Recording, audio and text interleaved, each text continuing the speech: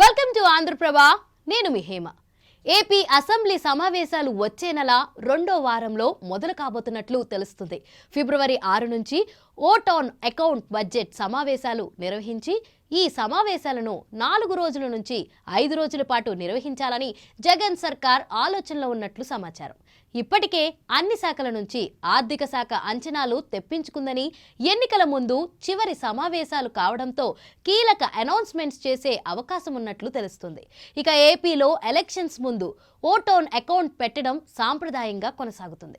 ఇక ఇప్పటికే సీఎం జగన్ తన పార్టీ అభ్యర్థులను దాదాపు ఖరారు చేయగా త్వరలోనే తుది జాబితాను విడుదల చేయనున్నారు. 2019 ఎన్నికల్లో ఇచ్చిన హామీలను 99% అమలు చేస్తామంటూ జగన్ ఈ ఎన్నికల్లో కొత్త వరాలు ప్రకటించేందుకు సిద్ధమవుతున్నారు. ఈ క్రమంలోనే తమ ప్రభుత్వ హయాంలో అసెంబ్లీ చివరి సమావేశాలకు రంగం సిద్ధం చేసుకుంటున్నారు. ఇప్పటికే భీమిలి సభ ద్వారా ఎన్నికల సమరశంఖం పూరించిన జగన్ వచ్చే నెల 1న ఏలూరు, 3న అనంతపురంలో సిద్ధం సభల నిర్వహణకు నిర్ణయించారు. ఆ వెంటనే అసెంబ్లీ నిర్వహణ దిశగా కసరత్తు చేస్తున్నారు. ఈ నెల 31న జరిగే మంత్రివర్గ సమావేశంలో దీనిపై తుది నిర్ణయం తీసుకోబోతున్నట్లు తెలుస్తుంది. అయితే ఎన్నికల సమయంలో పూర్తి స్థాయి బడ్జెట్ ప్రవేశపెట్టే వెసులుబాటు ప్రభుత్వానికి ఉండదు. దీంతో 2024 ఏప్రిల్, జూన్ వరకు 3 నెలలకు సంబంధించి బడ్జెట్ను ప్రభుత్వం సిద్ధం చేస్తుంది. ఫిబ్రవరి 1న కేంద్రం ఓట్ ఆన్ అకౌంట్ బడ్జెట్ను ప్రతిపాదించనుంది.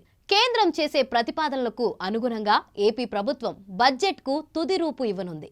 అందులో భాగంగా రైతులకు రుణమాఫీ, ఉద్యోగులకు ఐఆర్, మహిళలకు ఉచిత ఆర్టీసీ బస్ వంటి అంశాలపైన నిర్ణయాలు ఉండే అవకాశం ఉందని భావిస్తున్నారు. ఇక ఏపీలో ఉద్యోగాల భర్తీపై కూడా ఈ సమావేశంలో చర్చ జరగబోతుందని ప్రచారం సాగుతుంది.